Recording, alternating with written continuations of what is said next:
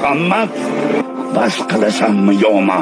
Senga taqiqlagandim-ku, bas qil degandim-ku.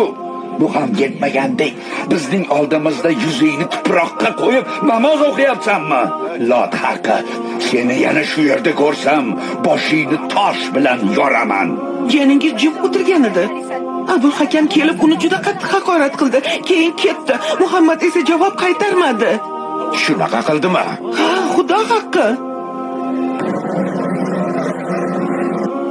Xush ko'rdik, Abu Maro.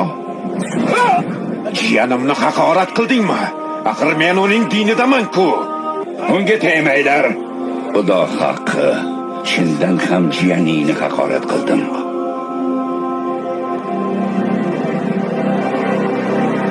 Buni hamiyat yuzasidan aytdi. Chindan ham islom dinini qabul qilsa-chi? Xudo haqqi, shu paytgacha Muhammadning Hamza kabi kuchli tayanchi yo'q edi. Endi u ham musulmonlar safida. Xotirjam bo'l. Birortasi senga ozor bersa, unga ortig'i bilan qaytaraman. Amaking sifatida yordam berayotgandim.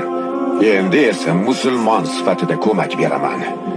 Allohdan o'zga iloh yo'qligiga va siz Allohning payg'ambari ekaningizga guvohlik beraman.